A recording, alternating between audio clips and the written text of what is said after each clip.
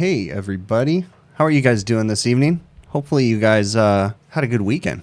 For me, it was nice because I had another person that was on call this weekend, so it was nice for me to chill out and enjoy a nice long weekend with the family. So it was cool. And did family stuff, went shopping today, which is I'm sure like any of you guys too, that's like the worst thing in the world to be in a shopping store. But I'm a very selfish person. I don't like to shop for anybody but me, and even me, I don't like to shop for myself. It's kind of a pain in the butt. I rarely go shopping. That's why most of my clothes and stuff are all old, but yeah, that's life. So but yeah, hopefully you guys are having a great weekend. We're about to just end up round up the rest of our weekend tonight, and we're going to barbecue once I get done with the stream, and then everybody goes back to normal life tomorrow. So hopefully you guys on the East Coast getting ready for some wet weather. I know it's been taking a long time for that hurricane to make its way through, but hopefully you guys are all okay and everybody stays safe. Hopefully it's just a bunch of hype. Cross your fingers. I'd love it if that was the case. Then it wouldn't be messing anybody else's lives up, So, but anyways, got a couple things I want to cover on my list, and then of course, as usual, I want to go ahead and get to your guys' questions in the chat. I'm just going to start it off by saying, like we usually do, if you guys have questions, please put them in caps lock, okay? So that way we're able to see them a little bit better, because there's usually a lot of conversation that goes on in the chat, and nothing wrong with that. I mean, that's what the chat's for. It's got its own little world sometimes, where there's some people come to these streams just for the chat because there's like cool conversations going on in there. But when it's questions that you guys want me to answer, if I can answer them, it's best if you put them in caps lock so that way we can see them. And then also, sometimes these chats, they move pretty quick. If I don't get to your question, you're not going to irritate anybody if you put it. You're not going to irritate me, I should say, if you put it in just paste it again, I guess I should say. So just keep pasting it until I get to it. Myself or my moderator, Justin, will see it, and we'll make sure I try to answer it if I can. So sometimes some of the other guys that are in the chat, feel free to answer them too. I know sometimes you guys help out and stuff, so that's cool. Oh, wow, Mr. Johnny Boy, thank you very much, man. I really appreciate that. Super chat. Yeah, it looks like it's going to hit hard. That's right. So, so Mr. Johnny Boy, as far as if I'm selling shirts and hats, what I did, honestly, was I gave them away. I'm out of the stock of the ones that I'm going to give away. I still have a few left over. I'm still trying to figure out the best way to distribute them. I do plan on placing another order, a much larger order the next time. But I just need to figure out the details. So no, at this time I'm not selling them, but I will be soon. And the next time, hopefully, if I can figure out the logistics of everything, we'll have hats too. I did decide on some samples that I had finally. I've been wearing some hats for a couple weeks now. So yeah, hopefully that'll be coming soon. As you guys see, like that's not like a major priority for me. I definitely know that I've heard a lot of people saying they want hats and shirts and things, but I've just been trying to focus on videos. And what basically is holding me up is the sales tax portion. Like I had mentioned before, having to pay sales tax basically in every state. It's a pain in the butt. So I'm waiting to talk to my tax guy. Hopefully I'll be meeting with him soon and figure out some stuff. And then I'll make announcements and stuff. And then I never even officially announced it on my channel besides on the live stream. So I'll make an official announcement to all the social media and stuff once I figure all that out. So, but again, thank you very much. No, I have not tried the Zoom lock yet. It's just really something that really hasn't been beneficial for me yet. I'm not knocking it. It's just really hasn't been something that I've needed to try. But yeah, Sporlin is pushing the Zoom lock. And they do like it. And I've heard a lot of great success stories. I've also heard a lot of stuff on the other side where people say they don't like it. To each their own. It's not for everybody. Okay. But definitely one of these days I'll surely try it. Whether I'm at like a Zoom lock roadshow, which they do often, or, whether I'm with someone that has a Zoom lock or something like that, but I'm sure I'll get my hands on it at some point. So, let me see what we going in here. I'm just looking at the questions here. I do want to go ahead and make it. I posted on social media a little bit. Hopefully, if you guys follow my social medias, I'm pretty active on Facebook and somewhat active on Instagram. So I usually post stuff on there. I am officially going to be at the AHR show in 2020 in Orlando. And also, I'll be there for at least the first 2 days. I'm going to be leaving the third day towards the end of the evening, so I don't know how much of the show I'll be there. at the third day. I haven't really structured any meetings or anything like that with people, which I'm sure I'll probably have one day just for walking the floor, I'm assuming 1 to 2 days, and then maybe one day just for meeting with people. So we'll figure something out, but I'll let everybody know once we get closer to the date. And I am going 2 days early before the AHR show for an event that the HVAC school is going to have at their Kalos office. They're going to be having a training session. I will actually post a link in the chat right now to that event. It's going to be many HVACR technical trainers, much better than I, are going to be there. But I think it's going to be something that's going to sell out for sure. So I'll go ahead and post a link in the chat right now. If you guys are going to be in the area, or if you happen to be in the Orlando area, I highly suggest you guys look into this training class. Again, it's 2 days before the official, actually it's 3 days before. I think it's the Friday before the AHR show, Friday and Saturday. So definitely something, and I will be speaking at least one of those days. So, hey, Chad, thank you very much, man. I really appreciate it. It's interesting because I see some of these people in here, like Chad. Chad is local to me. He's seen me driving around out in the field and stuff like that before, so it's kind of cool because I start to recognize your guys' names. Oh, right on. Cool, Justin. I'm glad. We'll have to try to set something up there, Justin. I text Zach too, and I'm sure we'll be doing something with Zach, guys. Yeah, because I imagine he'll be there too. So maybe we can do some kind of public meetup or something like that where we can meet everybody. I'll be there officially for 7 days, I think. We're going to be there a couple days before, but I'm actually taking my family, and we're going to make a family vacation out of it too. So a couple of the days I won't be available because I'll have to spend some time with them. But all right, let's see what else we have. Any tips on freeze stats on a Linux Energins? As in, are you having problems with the freeze stats? Because I personally haven't had too many problems with them. I mean, you know, on older units, I've had problems with the freeze stats. After time, they start to get saturated with liquids and they just short out internally, and you just have to replace them. But other than that, I really don't have any feedback on the freeze stats. I haven't had any problems with them. It seems like that's a thing that happens with a lot of the package units. As they get older, the freeze stats start to fail. And I just kind of associate it with a lot of moisture being in that area. And eventually they just get corroded and short out. That's just my opinion on them. So. How do I check coil temperature sensors? Diaz377. Well, it just depends what kind of coil temperature sensors you're talking about. If you're talking about like the Tralson temperature sensors or the Delfield temperature sensors on the refrigerators, those are a very common failure item.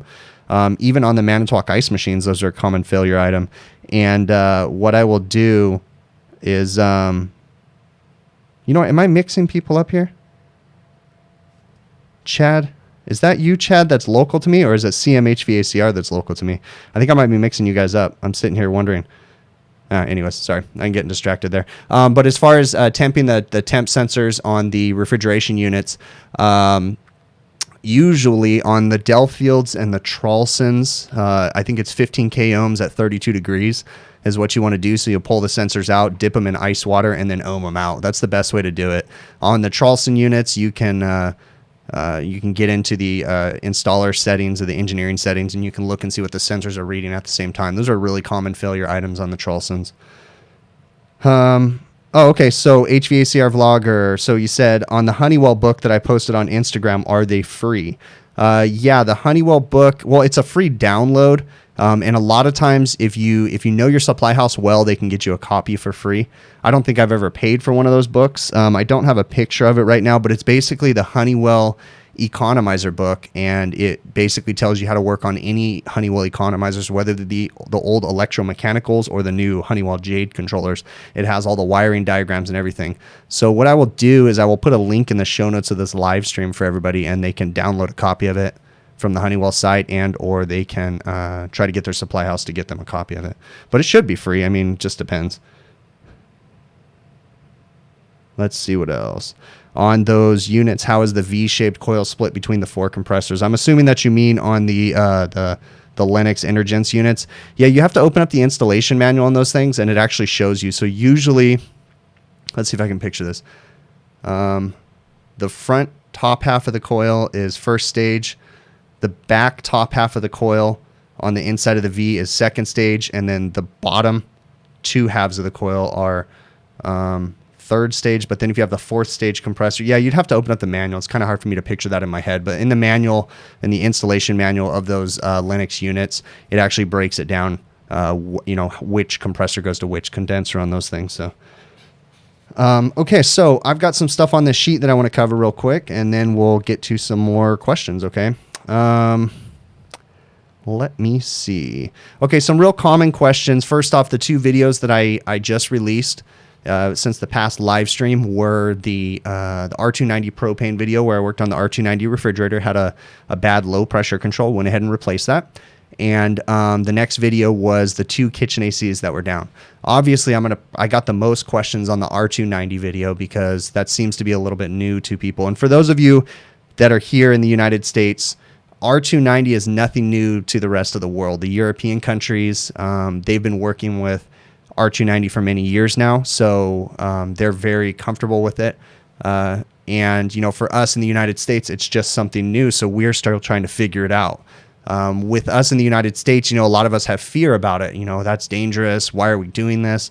But you got to understand that the rest of the world has been using that stuff for a long time now. Okay, so it's a very, very common refrigerant around the world. And yes, there are some horror stories about flammable refrigerants, but majority of the time, what you see in some of the Mideastern countries, you've seen explosions and different things. That's because typically people aren't following proper refrigeration practices, and bad things happen because of that. They're not pulling proper vacuums, they're mixing refrigerants with air, and then things happen when it compresses inside and things go boom, okay? So if you follow proper refrigeration practices with R290, there's nothing to be afraid of, okay? Understand that R290 refrigerant is completely legal to vent into the atmosphere. I know that's a scary thing because we're brought up as HVAC technicians to not vent refrigerant, but R290 is basically just pure propane. It's like 98% pure, it's unodorized, and it's completely safe. Take a drink of water here real quick. So you have no fears working with it. Just got to follow some proper safety practices, okay? So I'm just going to kind of go over the gist of the R290 stuff real quick, and it's going to answer a lot of the questions that I had. So R290 typically comes from the factory without any service ports. That's not a requirement, okay, per the EPA or anything, but it's something that the manufacturers have decided to do. So I have heard that some manufacturers are shipping their units with service ports, but a lot of them aren't, okay? Usually what they'll have is a red sleeve, whether it be red tape, some insulation with some red tape on it, or they'll just have like a heat shrink tube over the process stubs, okay? The process stubs typically don't have refrigeration ports put on them. They're just crimped off fittings that are brazed shut. So a lot of times when we come up to the systems, we have to tap into the system. Now, I've heard many different reasons as to why they do that, but the most common and most logical one is because they don't want us service technicians to put service gauges on these units without realizing that they're propane, okay? They want us to be cautious. And even before we started dealing with propane, there was many small refrigerators that didn't come with service ports. That's nothing new, okay? You work on tiny little refrigerators, and it's often that they won't come with service ports. The other reason about not putting service ports on them is because a lot of times they're super critically charged systems. Now, the R290 systems typically are going to have a refrigerant charge of 150 grams because that's our charge limitation right now in the United States for our domestic or for our small commercial refrigerators is 150 grams. Now, the domestic refrigerators in the homes, it's a little bit less. I don't know what that charge restriction is. But with 150 grams, that's like 5.67 ounces of refrigerant. It's very easy. Once you put service gauges on that, you're going to basically remove a third of the refrigerant charge is going to fill up your service gauge hoses. So you have to use the shortest hoses possible. And you just got to think before you put service gauges on them, okay? A lot of the questions that I get is how come I didn't use the mechanical fittings by Supco, the little line tap valves that you turn an Allen wrench and it pierces the lines. I don't like those line tap valves because they leak, okay? So if I'm going to use one of those line tap valves, yes, I understand. I could have put that on there instead of having to braze fittings on in the very beginning, but I would have had to, when and if there was a refrigerant leak, I don't like to charge with nitrogen through those things because if you ever take the line tap valve apart, it puts the smallest little hole in the system. It's just a pain in the butt. So I prefer just to braze on fittings.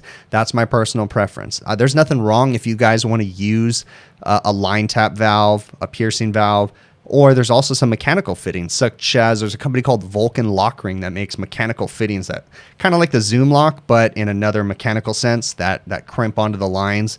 You can use those too, okay? I just personally don't use one of the crimp tools, the Vulcan Lock Ring tool, just because of cost, and nobody has them around here. I like to look at things before I buy them. I don't want to just order it off the internet. So, yeah, so other than that on the R290 system, I mean, you just got to follow basic refrigeration practices.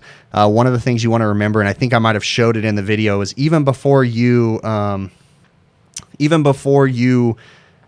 tap into the system, after you've let all the refrigerant out of the system, there's still going to be flammable vapors all throughout the system. I have an R290 video from a couple years ago where I pulled the compressor out and I was purging with nitrogen. So mind you, there's no compressor, there's no refrigerant oil, and I took my torch across an open line in the system without a compressor in there, and it still ignited. So there's multiple little pockets that you can have the flammable vapors just sitting there. So you always want to be cautious about that and be ready. And you know what I said, and I think I said it in this video, anytime you're working on something, you want to try to think about the worst thing that can happen while you're working on it. So that way, when and if it does happen, you're prepared for it. Okay, so I got a fire extinguisher, I have a wet towel, I have a little spray bottle, you know, have a water hose, whatever you have nearby, so that way you can extinguish anything that might happen. Same thing goes when you're brazing, you know, even when you're not dealing with R290, just be prepared for the worst, so that way you don't freak out and you don't panic, okay? And one of the biggest things that I've always said is you have to learn when you're working on our systems, you have to learn how to not react, okay? Because sometimes when bad things happen and you panic, that's when you actually get hurt. Okay, so you rub your arm against a discharge line and it burns your arm really bad, and then you jam your hand into a running condenser fan motor. That's not good, right? So you want to learn how to chill out and keep your wits about you when you're working on things, so that if you do burn your arm, you just got to kind of suck it up and deal with it instead of freaking out and panicking and jamming your arm in a condenser fan motor or whatever. You know, you can always, so you just want to learn how to not react and just be prepared, okay? I don't think it's anything to be scared of with the R290 stuff. I think the hype about them blowing up and stuff like that, I really don't see it. It's a very small amount of refrigerant.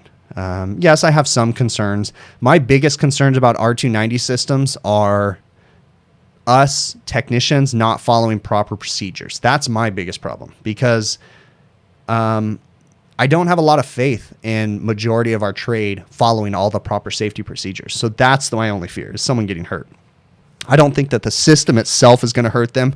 I think if someone is going to get hurt, and I hope that they don't, but I honestly think that it's going to be something that they did wrong or something that they, you know, overlooked and potentially hurt themselves because of it. So, all right, let's see what else. What else? Do I think they should mix in mercaptan into R290 to help detect leaks, Chris? I think that if there was some kind of an odorant added into R290, it would be great, but unfortunately, mercaptan is a contaminant, and they don't want any contaminants. That's why it's a 98% pure. If you guys, and the difference between R290 propane versus the propane that you get from the gas station is that the propane from the gas station has an odorant added into it to make it smell funny, right? Because it's got that sulfur smell kind of. And then they also, the gas station propane is contaminated with a lot of moisture oftentimes, okay? It's not very clean, so that moisture would cause major problems in our system. So that's why we have to use a special refrigerant, you know, that costs more money and all that good stuff. But I know that firsthand because we used to have a travel trailer, and if you'd ever get to the bottom of your propane tanks, that's when your heater would stop working in the wintertime, is because there's a lot of moisture in the system, and then it would take a long time to purge and dry the system out to, you know, so you never wanted to run your propane tanks low, because that's when you'd get sediment and moisture and stuff like that. So that's just my experience with it, and that's how I can understand why we need the refrigerant grade propane. So hello to everybody that's coming in here. So best way to clean a clogged capillary tube. You're really not going to clean a clogged capillary tube, guys. If you have a capillary tube that's plugged up, there's some things you might try, but the best bet is to go ahead and replace the capillary tube. Even changing just the capillary tube might not be enough. If I have a severely plugged up system where, like for instance, I've changed a cap tube and it'll plug up again a couple weeks later, I'm not going to change the cap tube again. What I'm going to do is probably change the entire condensing unit, because the oil is contaminated a lot of times. Most of the time when capillary tubes plug up, it's because people aren't maintaining their refrigeration systems, and dirty condensers cause high temperatures inside the system causes the oil to break down, and then the sludge and different things that build up in the oil. Also, people not following proper refrigeration practices, evacuating the systems, changing liquid dryers, that causes contaminants in the system to plug up capillary tubes too. So I usually give it one shot, change a cap tube, put a new dryer. If it plugs up again, then it's time for a condensing unit and a new cap tube. And then, obviously dryer and all that good stuff. So let's see. Okay, so next question. I had some questions on my my video with the 2 kitchen ACs that were down. Common one that I get, and I'm going to answer this one is what do I wear to keep the sun or to keep myself cool while I'm working on the roof? Because I mentioned in that in that video where I was working on 2 kitchen ACs that I got sick from that, and I did. It was just a really hot day, really humid, and it just got to me. You can't predict. I mean, I was drinking water and everything, and it just got to me. I wasn't feeling good for 2 days after that. Now, I was hydrating. I was trying to keep cool as much as possible, but it just happens sometimes. So what I wear on a daily basis in the summer, now, mind you, we live in Southern California, and we have really low humidity here. I think today, right now, I think it's 110 degrees at our house, or 105 today at my house, and we have 27% relative humidity outside. So it's very dry compared to the rest of the country. We don't know what humidity is in California. When we get 40 to 50% humidity, that's ridiculous for us. That's insane. So, but typically I wear long sleeve Dickies work shirts. Okay. They're rather thick. And I also wear and that's to keep the sun off my skin, and to protect my arms from refrigerant line burns. Okay. Cause that's another thing. I used to have discharge line burns all over my arms. So, I wear the long sleeve Dickies shirts, and then underneath my shirts, I wear a black Under Armour moisture wicking shirt to pull the sweat away from me, and it just kind of hangs out on the shirt. Then I'll wear an outdoor research hat that's ventilated. It has some vents on the top. I think you've probably seen it in my videos. And then I have a headscarf. I think it's an EnduraCool headscarf that goes underneath the hat. And it's one of those headscarves. It's like a wicking towel. You can get it wet and snap it or whatever, and it helps to keep you cool because the wind's blowing against it or whatever. Oftentimes, I'm going to be honest with you, I don't even get the headscarf wet. I just put it on underneath the hat just to keep the sun off of my neck. Now, when it gets humid outside, that's when my undershirt really starts. I mean, when my long sleeve shirt sucks. When it's 27% humidity, just keeping the sun off of my skin works pretty well. But once we get humidity, that's when it really starts to get me. And this 2 kitchen ACs down, it was kind of humid for us. It was probably 40% humidity. So that's kind of why it really got to me. But for the most part, I just wear long sleeve shirts. There'll be links in the show notes of this live stream to all the hats and the headscarves and stuff that I wear if you guys, because I know you guys always ask me that. So there'll be links inside that. Let's see what else. Yeah, exactly. All right. When am I doing a van update? Honestly, my van hasn't changed much since my last video where I said it was kind of started. It's really pretty much the same. I'll see if I can maybe sometime do a video where I show, but there's really not much that's changed. I mean, everything's still in the same place. Usually, in all honesty, I find I usually get a van to where I really, really want it just before I get rid of it and then give it to someone else. My thing is that I like to set my vans up. In all honesty, I'd really like to pass my van on to one of our other guys, because I like to set my vans up so then that way everybody is set up that way. So I've actually made 2 van videos, one on an older van, and I've already given that to another technician. So now that's in someone else, and then I've got my new van. But yeah, so nothing's really changed too much with it. I really still have some ideas on what I want to do, but it's just one of those things I haven't made a priority. So, all right. What is a swamp cooler? So a swamp cooler is an evaporative cooler. So we have some kind of an evaporative media that water runs across. This is huge in the West Coast and the deserts out here, okay? Because, again, we don't have very much humidity, so evaporative coolers are very effective for us, okay? Even in some of the Arizona deserts, it gets even drier than here it does in Southern California. So, but essentially, it's a cooling media that water runs across, and then you bring dry air across it, and it evaporates the water and cools the air and blows the air into the building, okay? So, obviously, it would not work in a high humid climate because it would just make it swampy. That's why they call them swamp coolers, because it would make it feel, muggy and nasty inside there. But here where we have really low humidity, they become very effective. So you can have actually some homes, not much in my area, but in some of the drier areas, they'll actually cool an entire home with evaporative cooling. The humidity might be a little bit high. It might be in the 60%, 65% range inside the home, but you can have very low cost cooling essentially. Our high pressure switches higher with those extreme ambient temps, 110 degree days, with 140 degree approximate saturation temp seems insane to the northeast. Yeah. So no, we still use the same pressure controls. I don't know the cutout ranges for 410A. I think it's like in the 610 range. But they're the standard pressure controls that come on everything. On the refrigeration systems, we do tend to have to put auto reset pressure controls on a lot of stuff, because if you put manual reset when you get those extreme temps, you'll literally be going out just to click pressure controls. On 404 systems, I set my auto reset high pressure controls to about 450 psi, and they typically don't trip. But last summer we had 120 degrees, which was an extreme high for us. We set records. We've never had it that high temperature wise. And so, yeah, we were just literally chasing pressure controls all over the place, just resetting them, cooling off compressors because they were just going off on thermal overload. In that situation, when you have really, really extreme ambient temperatures, you got to a lot of times start considering some kind of cooling for your condensing units. So we might have an evaporative cooler that just blows on them, or misting devices, which are horrible for your condensers, but you got to figure out some kind of supplementary cooling to get that condensing temp down. Any recommendations for rookies on how to improve on electrical skills? Electrical skills, it takes time and it takes patience and staring at schematics.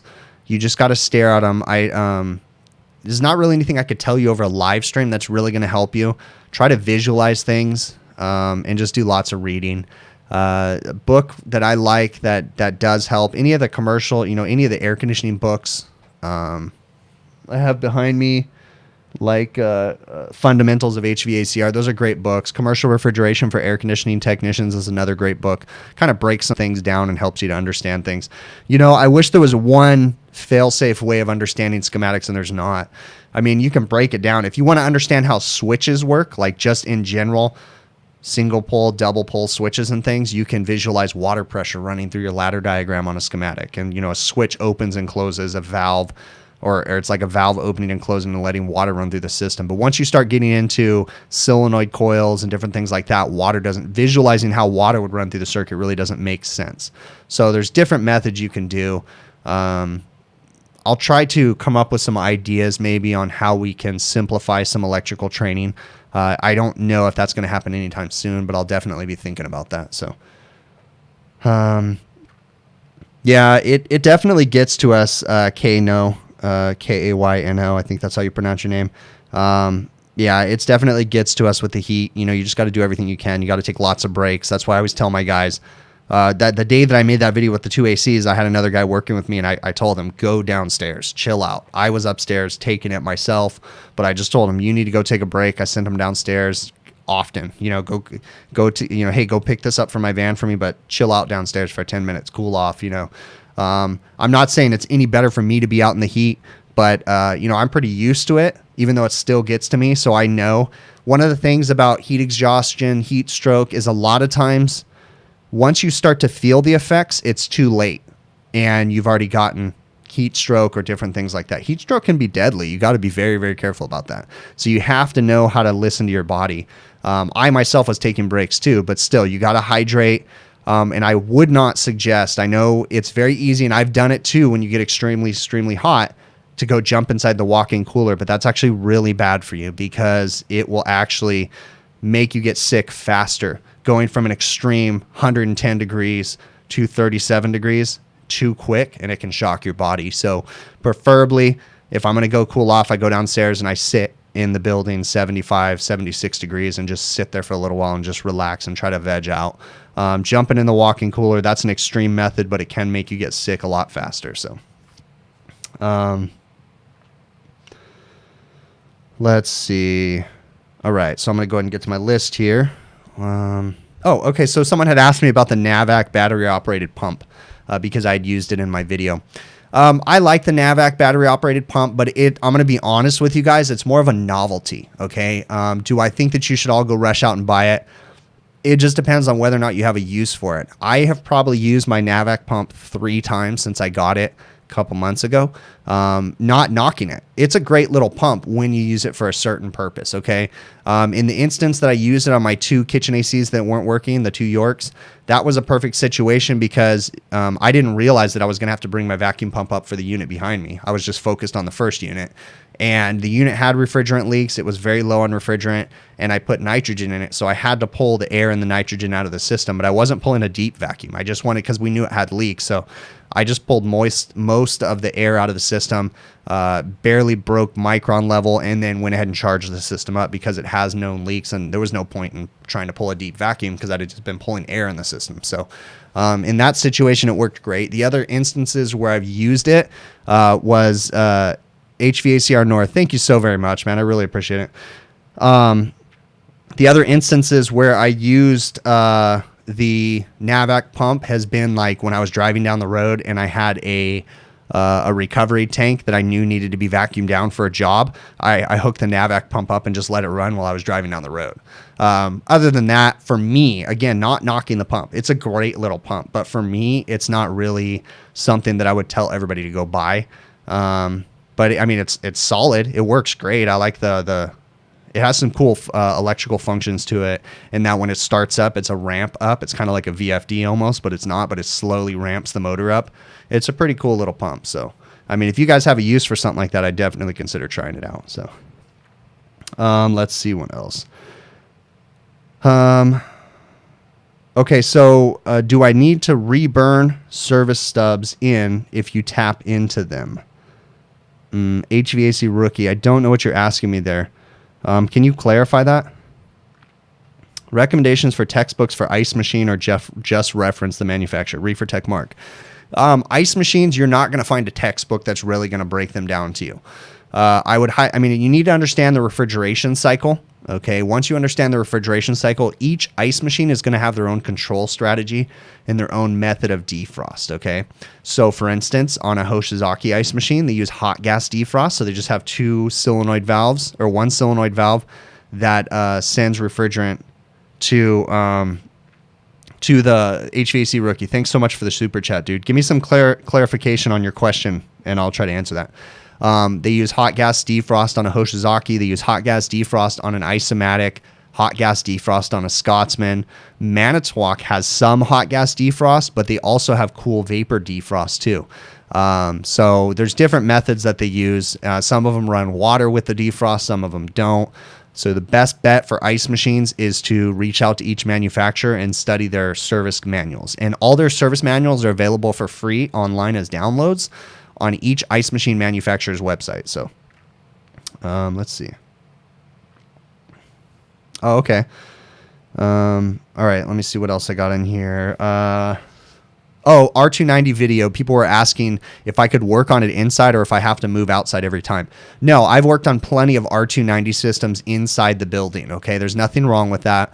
In my situation, it was just simple and it was a tight little kitchen, so it was easy for me to move the box outside. But you can do it inside, perfectly safe. If you're doing your R290 repair inside, what you're supposed to do if you follow the instructions is you're supposed to leave your leak detector running the entire time while you're venting the refrigerant. And anytime you get a high concentration and the leak detector picks it up, then you want to stop venting it, let the refrigerant dissipate and kind of move around the building, then start venting it again. Just be careful about venting the refrigerant. You don't want to do it in a non-ventilated area because you can have some dangerous situations, right? So, okay, so if you burn in service ports when you remove them, so you add new service stubs. Oh, okay, I see what you're saying. Yeah. So if you follow the instructions from the manufacturers, Delafield and True, what they want you to do when you're working on an R290 system is add service ports. Then they want you to take the service ports off and put more process stubs back on there. Yes, you're supposed to leave the system as you found it without service ports on it. Now, I'm not going to lie to you guys and say that I do that every single time. There are systems out there that I left with the service ports on them. The only thing I could say is if I'm doing warranty work, I'm going to try to follow the manufacturer's suggested procedures as much as possible. Okay. But there is instances where I had an R290 system. I had to work on it 3 times. And in my opinion, at the factory, they didn't do a good job cleaning the system up and using proper refrigeration practices, because the first time I had a bad low pressure control, just like I did in this previous video. The second time they called me out a couple weeks later, I had 2 plugged up expansion valves. And it was like, what the heck? And I followed all the proper practices. The only thing that was a variable was the oil, and I added new refrigerant, so it was just the oil. The oil must have been contaminated in the system, and it was floating stuff around because I had a pressure control go bad, and then 2 expansion valves. And then when the expansion valves went bad, I also changed the solenoid valves too. So, you know, in that situation, after that, I left the service ports on it because I felt like I would probably be going back again. Honestly, I never did, but it still does have service ports on it. So you got to do what you feel comfortable with and what your company feels comfortable with. The whole taking the service ports off and then brazing the line shut, that is a little sketchy and it is a little dangerous. So if you don't feel comfortable with that, don't do it by any means. Okay. Even if the manufacturer wants you to, if you don't feel comfortable with it, don't. Just make sure your company understands you don't feel comfortable with it either. So there's instances where I left the service ports on the system.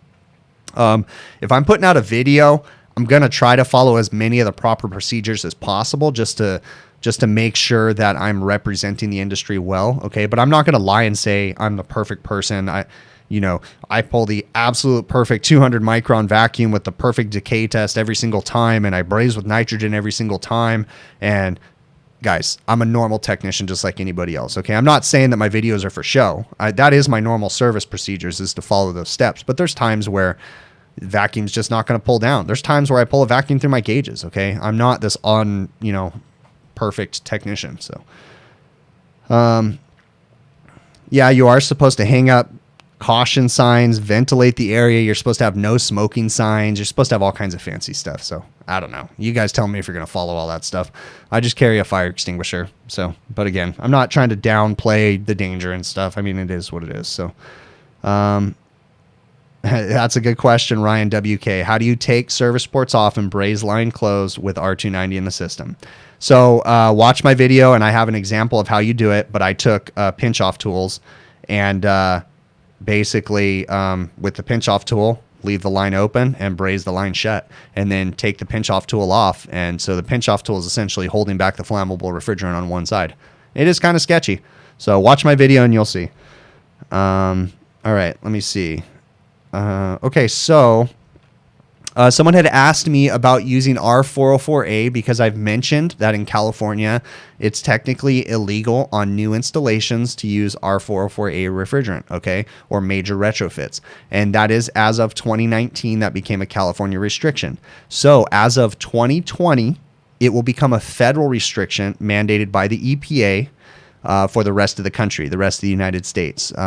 So I highly suggest you guys look into the rules. But yes, as it rolls out to the rest of the country, R404A is going to become one of the banned refrigerants. And it's not like R22 where they're just phasing it out. They actually are putting in a restriction saying you're not allowed to use it. So is it going to go away? No, people are still going to use it for a very long time, but it is becoming a restricted refrigerant that the government is going to say that you're not supposed to use anymore. So as of 2020, those restrictions are going to go into play for the rest of the country. California is just always one of the first people. And what actually happened was that restriction was supposed to go into play a long time ago. And when the new administration came in, they pulled back on a lot of the regulations. California said, no, you're not going to pull back. And they jumped in and made their own laws. So, we're just our own worst enemy here. Yeah, I really appreciate it if you guys hit the like button. It really does help out the stream. So please hit that like button. And thanks so much for the super chats, guys. I'm seeing that. I know I haven't acknowledged some of those that came through. So thank you very much.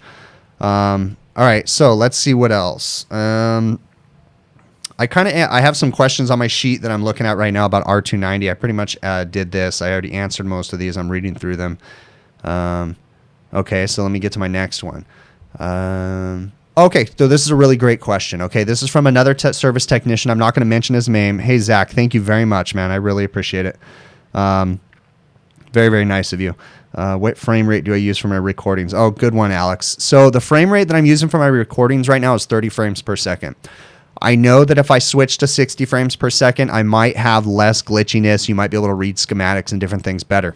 One of the problems that I have is I film with my phone. It's a Galaxy S10 Plus, okay? And if I switch my frame rates on my phone, some of the features go away, such as like auto stabilization.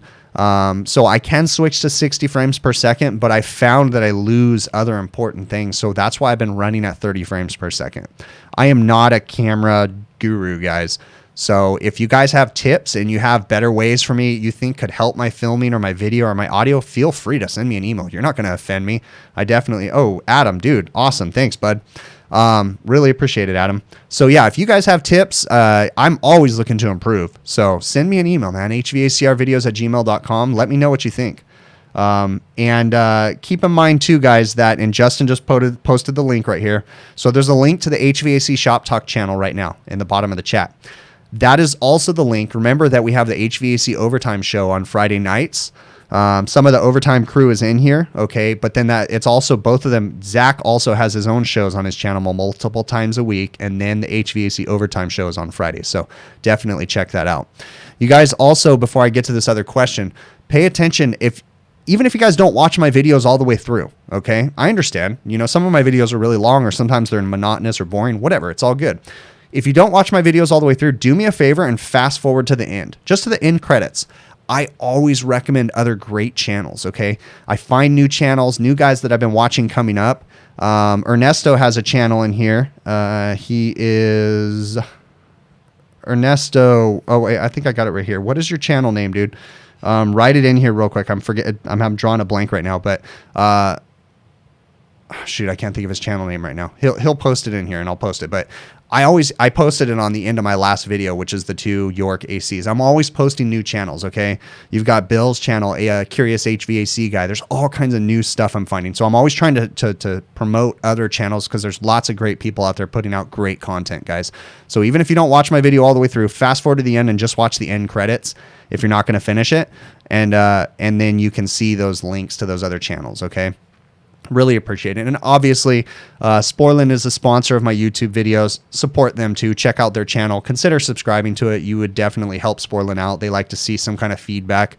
They like to see channel growth and different things like that on their part. So definitely support Sporlan, okay? I got to say too, I don't usually talk about Sporlan in my live streams.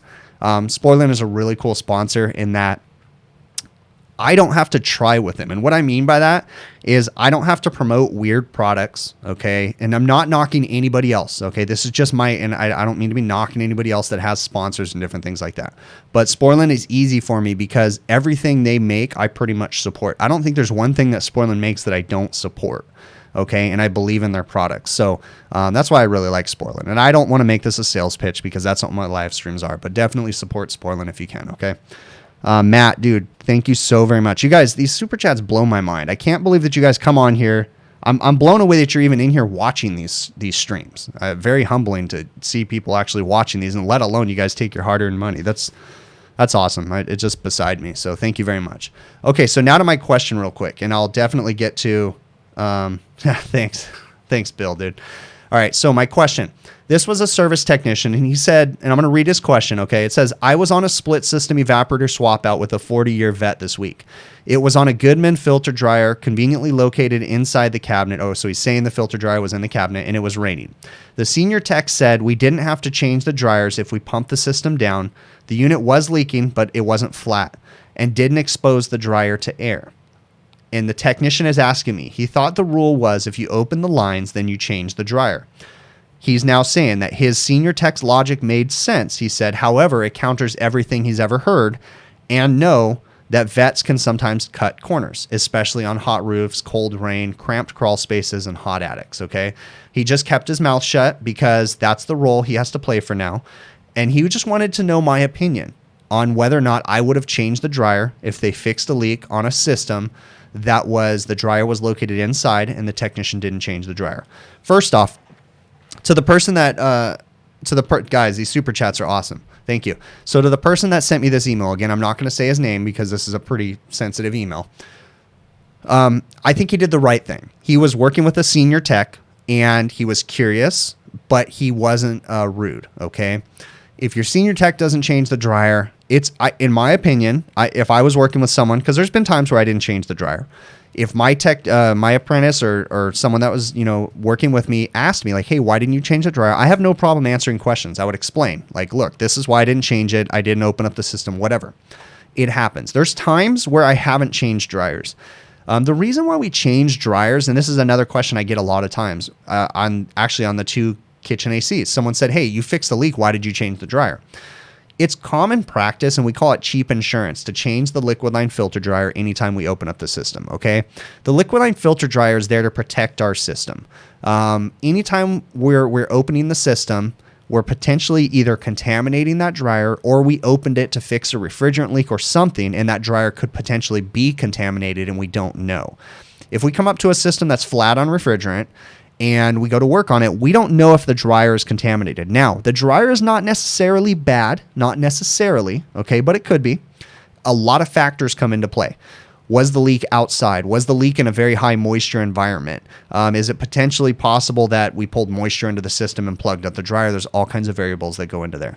I'm not going to judge someone for not changing dryers. My personal preference is to change a dryer as much as possible. But I will say that I work on refrigeration systems, and I've shown it in my videos too, oftentimes where I have a bad power head on an expansion valve and the system's operating, and I don't even pull the system into a negative pressure. I just pull it down to about 5 PSI and then change the power head while the system still has refrigerant in it. Okay. It's just a very low pressure. In that situation, I'm not changing a dryer. Okay.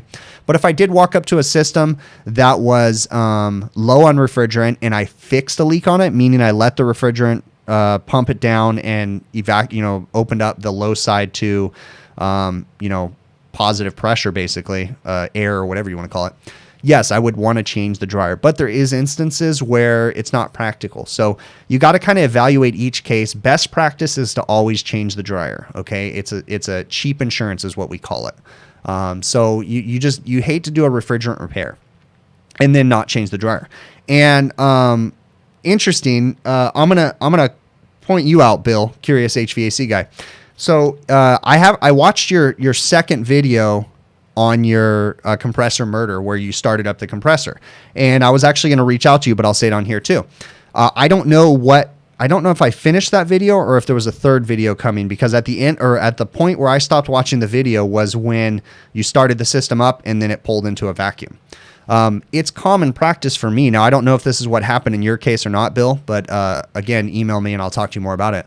But if I have a grounded out compressor on an air conditioner, I'm automatically changing the expansion valve, the liquid dryer, and possibly adding a suction dryer, but you don't have to necessarily always add a suction dryer, but I'm changing the expansion valve. And again, it's cheap insurance. And here's my logic behind it.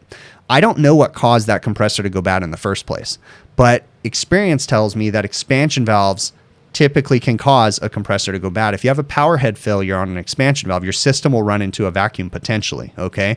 Won't let refrigerant through the expansion valve possibly.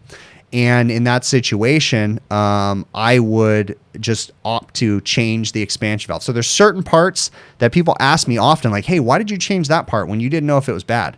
It's just one of those things. If I'm working on a Hoshizaki ice machine and I have one bad expansion valve, but there's 2, I'm changing them both. I'm not just changing one. Certain things you just kind of after experience. Now, is it always possible that maybe one of the expansion valves on that Hoshizaki machine wasn't bad? Sure.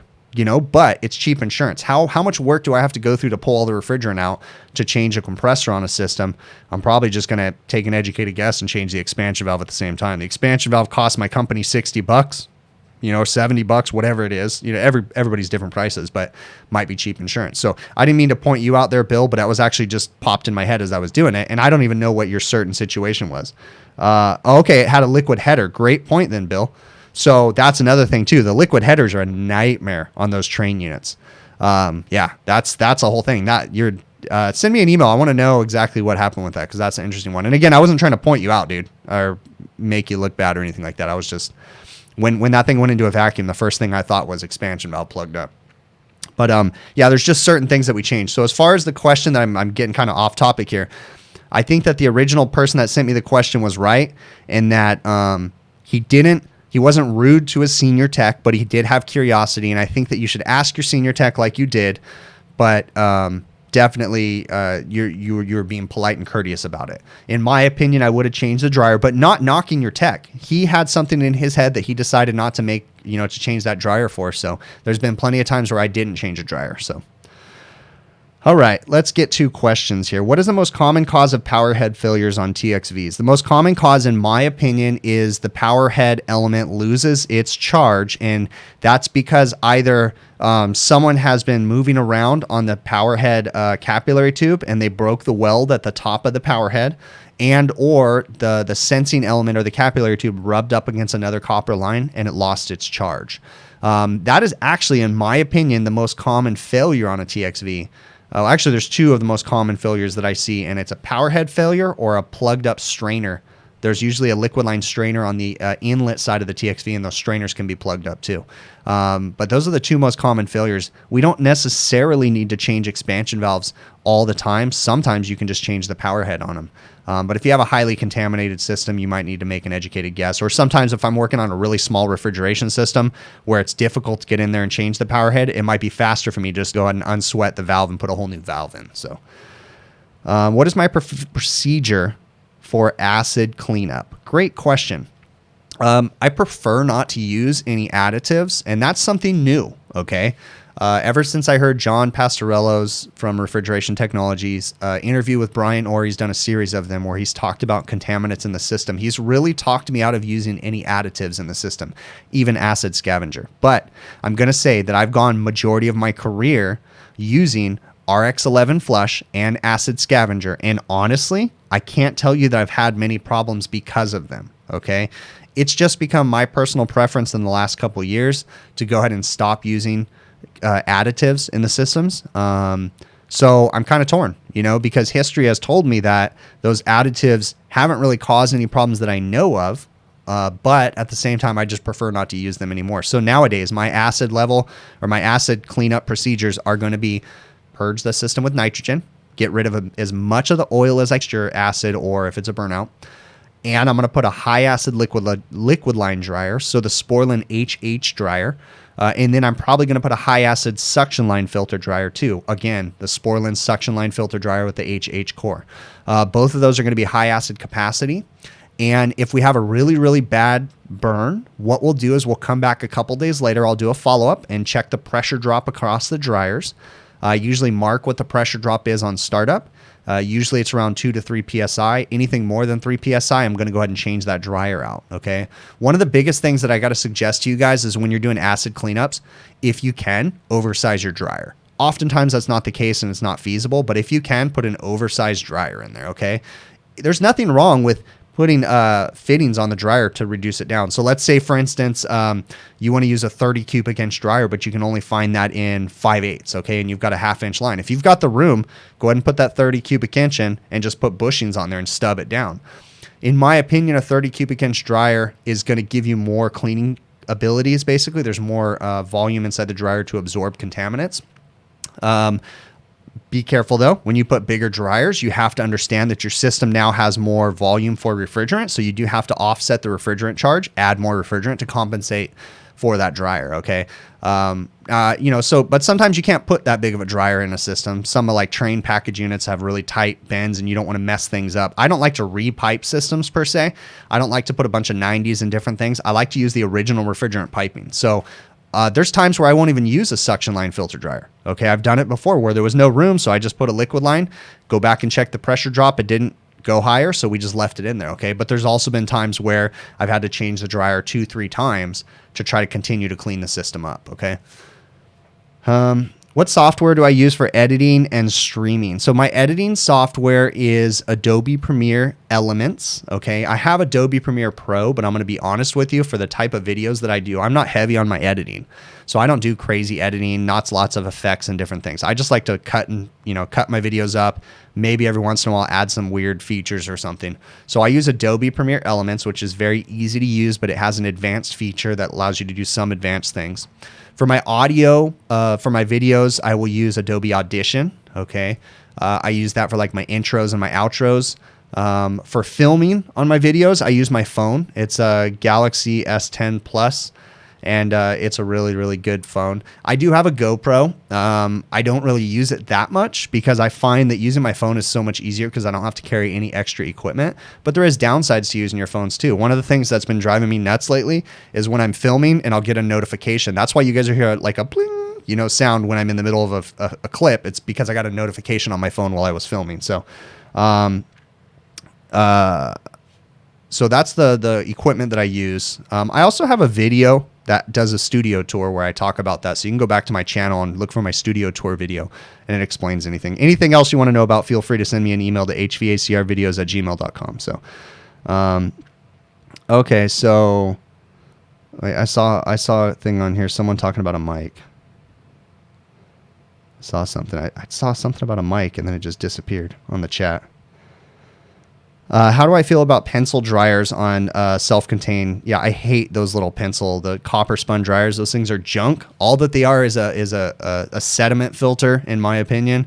They don't have any moisture abilities for removing moisture. I hate those copper spun dryers. So I'm a fan of the Sporlan 032 Cap T dryer for cap tube systems and even some small expansion valve systems. It's an 032, so it has a 3 cubic inch capacity on the filter material, and it has a service fitting on it. So it can act as your liquid line service fitting for your Schrader port on it, and then you could just use your suction line on the other one. So the 032 Cap T is my go-to for any of the smaller systems. So yeah, Nathan, editing it's hard. I mean, and again, don't get me wrong, AK has some of the best video quality out there on the HVAC channels, right? But AK would spend a lot of time editing, and he would always say that's what he liked to do. I'm not a fan of editing, just different styles. I loved AK's videos. I wish it would be really cool if AK was still making videos. If if I had his editing style with my content, it would be amazing. I think it would be awesome. But I'm not the person to want to spend hours editing, and I'm not saying that it takes those guys hours to edit. They get good at those programs. I'm just not really good with the crazy programs. I tried to edit a couple videos on Adobe Premiere Pro, and it has a steep learning curve. So I wasn't really good with it yet. So it would take me double the time basically right now to edit a video, whatever the length is. It takes me about probably a half an hour to 45 minutes longer than the length of the video to edit it. But again, my stuff is really simple. I'm literally just cutting clips, pasting things together, adding an intro, adding a Sporlan thing, so my stuff is really easy. So, which valve core removal tool do I use? So up until about 4 months ago, I was using the Appion VCRT tool. But now I've been using the the Blue Vac Accu tools made by Yellow Jacket core removal tool because it came with my Blue Vac kit. But I still use the Appion VCRT also. So, let's see what else. Where did I get that R290 tank stand to charge as a liquid? So the tank stand actually it was a kit that I bought. The kit is made by iCore, which is a refrigerant manufacturer. They actually manufacture the R290, and it comes in a little kit with 2 cans. It comes with an access fitting, and it comes with that silly little cardboard thing. I'm going to be honest with you, that cardboard stand that looks really cool is more of a pain in the butt than anything. But what you guys didn't see was I had to do a bunch of stuff of moving my hose to get it to stay standing up the entire time. What I would suggest, I've seen some other guys use them, is American Van.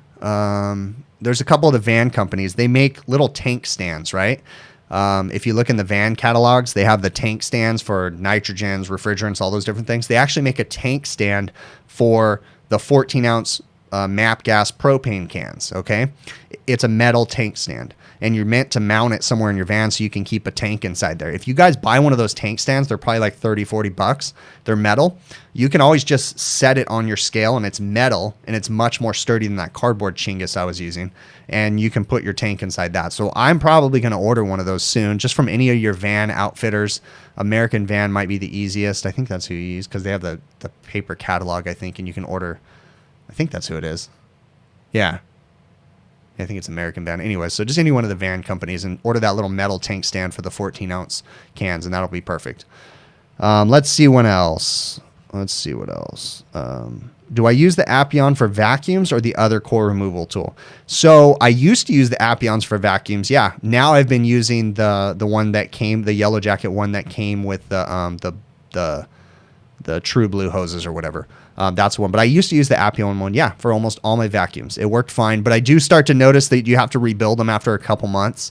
You can order the O-ring kits from TruTech Tools, or when you get the Appion VCRTs, they actually come with the rebuild O-rings, but there's an actual rebuild kit that you can order from TruTech Tools that comes with all the little plastic bushings and different things. They're kind of tedious to rebuild, but I do see some better performance on the Appion ones once you rebuild them. So, and over time too, on the Appion one, it has a hard time grabbing the cores. You might have to pinch down on the little end, but it is what it is.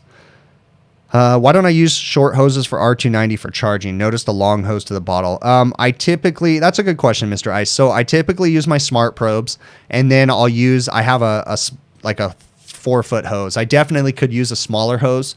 But essentially what I'll do when I'm charging it is I will put refrigerant all the way up to the ball valve, which is right before my smart probe, and then zero out the scale. So everything that's in that hose, so basically is part of the cyst, or a part of the refrigerant cylinder. So when I charge it, the scale is only going to register what's actually in the system. But yes, the shortest the charging hose, the better, definitely. And I could probably improve by getting a smaller charging hose. I think I have a 3-foot or a 4-foot charging hose, but you can definitely get smaller ones. So, okay, there you go, HVACR vlogger. Sorry, you really recommend the rodeo mic for the phone. Will take out the wind noise and you will sound better. Got you. So I actually am working on I actually bought a new microphone that I'm testing out right now, made by Rode, and it's a Bluetooth lapel mic. I'm still trying to figure out how I can utilize it. I haven't released a video where I used it yet, but I do have some videos where I'm kind of testing it out, and it definitely helps with some of the wind noise and stuff too. So I'm working on that. Oh yeah, great question, HVAC Rookie. Have you ever lost a pin changing a power head when at low pressure? That is something that I've mentioned, and I think I've only shown I call it a hot swap when you change a power head under pressure. I think I've only shown it like 2 or 3 times. But yeah, you got to be very careful. The first time you go to hot swap a power head, guarantee that pin's going to go flying, especially if you have a 2-pin system. When you pull the power head off, you got to stick your finger up there right quick and hold the pins down, because those pins will go flying. And if you lose a pin, that expansion valve's not going to work right. So do be careful about losing the pins. If it's a build, if it's like a BQ valve that you build, it's not going to have a pin per se. But yeah, you got to be very, very careful on those valves with the pins. You can lose them, and that can become a big problem. So definitely something you want to think about. The pins will shoot out. So yeah, I have done it, and it is a nightmare when you lose one and then you're trying to find it, fishing through the oil or the dirt and the drain pan to try to find it. What a mess. All right. Let's see. Hot swap. Yep, that's my weird thing. Yeah, it's not fun. All right. Let's see what else I have on my list here. Oh, great question. So someone had asked me on my 2 kitchen ACs not working. They said, what do I tell building managers? Because I had my little rant in that video about the filter changers and how they piss me off by taking off the filter doors and throwing them away. How do I go about telling the managers about that stuff? And then, like, for instance, the coil on that AC was completely disintegrating, and that's not from us. That's from someone using coil cleaner on a microchannel that they weren't supposed to use coil cleaner. They obviously weren't using a metal safe microchannel cleaner. How do I go about telling management about that stuff? I'm going to be honest with you guys, and some of the chain restaurants that I deal with, complaining about filter changers just goes to deaf ears, because management knows most of the time, not store management, but corporate management, they know what they're getting. They know what they're paying for. They know what they're not getting. Restaurant managers, they tend to see a filter changer as a maintenance company. So when a filter changer comes out, the complaint that I get is they were just here checking out my units and now my units don't work. And then I always go to them and say, look, those guys are just filter changers. They're not servicing your unit. They're not fixing the unit. They're not even there to tell you if you have a broken belt half the time. They're literally there to change filters. Those guys you're not paying them to go through and service your equipment. So, yes, I bring it up. If I see anything like horrible, I'll bring it up. If I find trash on the roof, I'll usually bring it up, but it's just one of those things. It usually goes to deaf ears. Corporate management, they don't really care about that stuff, And in all honesty, when you bring up stuff like that as a business owner, that actually just creates more problems for me, because what happens, let's say, for instance, I get a service call because they had an ice machine cleaning company out there, and the ice machine cleaning company broke a part in the ice machine. Okay. So they pay me, because the ice machine cleaning company, they just clean, they don't service. So they'll pay me to come out and they'll say, the other company was just here. Make sure you tell me what was wrong. So then I go through and I find a broken water level sensor on a Manitowoc ice machine. So I bring it up to the manager. You got a broken water level sensor. They say, okay, go ahead and order the part. So I order the part, I put it in, and I bill them, and the machine works fine, and then I don't get paid. And 60 days goes by, and then we contact them. We're like, hey, you guys haven't paid this bill. And they say, oh, yeah, that's because we're sending that bill to the other company. Here I am stuck in the middle, right? Because I just need to get paid for fixing your machine. What you want to do with the other company, that's fine, but that just pisses me off, because a lot of times when we deal with corporate restaurants, once you start bringing up other companies' problems, they want to send those bills to other companies. And then the other company wants to argue about it.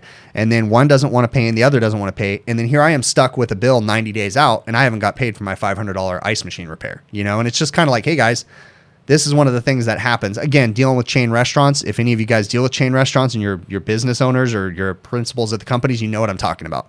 So I try not to throw people. I try to just fix things and not open my mouth as much as possible, unless it's just egregious, ridiculous stuff. So, all right. Oh, great question, Kyle Carmen. Where do I find the info on how to size liquid line solenoid valves? So what you're going to want to do is download a Sporlan bulletin. Go to Sporlan's website and look up liquid line solenoid valves. They'll have a service bulletin on sizing, or just Google search Sporlan liquid solenoid valve sizing, and you'll find a Sporlan document, a tech document. I don't know the tech document off the top of my head, and it'll explain how to size solenoid valves. Okay. You can also look at the information on a solenoid valve box. It'll help you and get you in the ballpark. Basically, it sizes the solenoid valves by tonnage of refrigerant. That's the easiest way to do it, is just look at the tonnage of refrigerant going through that solenoid valve. Remember that if you have a solenoid valve, for instance, you've got two walk-in evaporator coils, okay? And you're only feeding one coil with the solenoid valve, or let's say you're feeding both the coils with the solenoid valve. You can't just look at, so like one single solenoid valve feeding two coils. You can't just look at the BTU output of one coil. You have to look at the BTU output of both coils, and or look at the condensing unit output too. So you have to be careful. You don't want to undersize a solenoid valve, but you also don't want to oversize a solenoid valve. I believe that Brian Orr might have a tech tip on sizing solenoid valves. I think he might have on the HVAC school website. I definitely haven't done a video. I've talked about it a little bit, but Brian's articles typically go a lot more into depth on sizing them. I believe one of the refrigeration guys, maybe Jeremy Smith, might have written him an article on sizing solenoid valves. So I definitely look that up on the HVAC school website. Zach, thank you very much, man. Hey, Ted, how you doing? I forgot that I made Ted and Adam moderators, and I forgot to take it off. So I guess you guys are still moderators. All right, let's see what else. Okay, so I already answered that one. You've got a 10, so Kyle, you've got a 10-ton system that has an 1 1/8" suction and a 7/8 liquid line. Don't know why it's that big, but anyways, you know that you said, oh, okay, I see, yeah. So you do not want to size a liquid line solenoid valve on liquid line size only. You want to size it on capacity. So there's nothing wrong with potentially having a bigger liquid line solenoid valve because you couldn't get the right line sizes, okay, as long as the capacity is correct, or a smaller. It's not the end of the world if you take a 7/8 inch line size and reduce it down to 5/8 just because the size of the solenoid valve to size it accordingly. So there's nothing wrong with having one too big or too small as long as the capacity of the valve is correct, okay? So definitely look that up on Sporlan's website, and they'll help you to understand that a little bit more. All right. Let's see. What else am I missing here, guys? Yeah, watch out. Adam will start blocking all of his friends. What else do we got in here?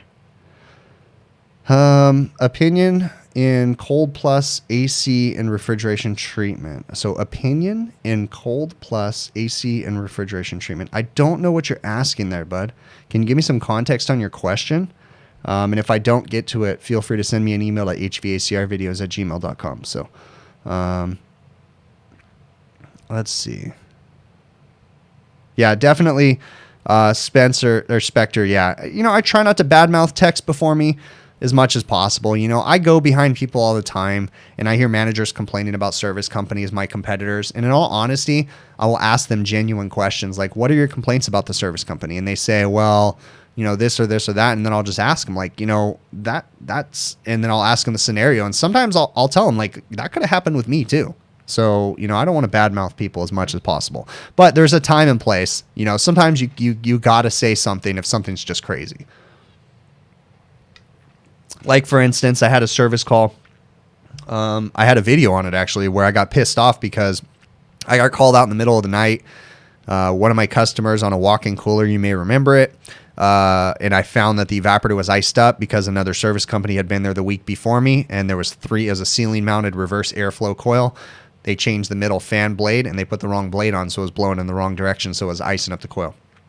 That pissed me off, and I had to say something because they were wondering why the other service company just fixed it and it wasn't working. I had to tell them, I need to change your evaporator motor and fan blade because they were both in bad shape and they had the wrong fan blade on there. So that was one of those situations where I had to say something. So sometimes you got to do what you got to do. Okay, so do I think that techs should be ordering warranty parts and other stuff and not just the service work? Okay, so that's a hard thing there, Ernesto, because my service company 10 years ago, all of us techs did all the footwork. We ordered parts, we got warranty authorization numbers, we filled out invoices, we filled out everything. Nowadays, I'm going to be honest with you. In the office, so I work with my dad. My dad, him and I run the company together. He works in the office. I work in the field. Majority of the time, he's doing the invoicing now. Majority of the time, he's ordering the parts. It's more work on him, but what we find is that it works better for us. So it just depends on the company. It works better because we have less parts being ordered. We have less overstock on our trucks.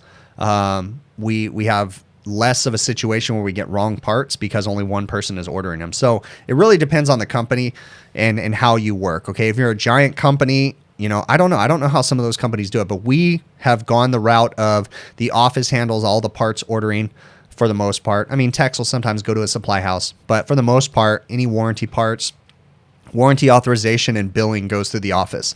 Us as service techs out in the field, and I'm a little bit different because I do help with everything, but normal service techs that work for us, for the most part, they're just filling out their times on the invoice and putting items that they use to try to help us. And then in the office, we're going to call them later and say, okay, you put all these parts. Is there anything else you used? And we just kind of go over their times and different things. So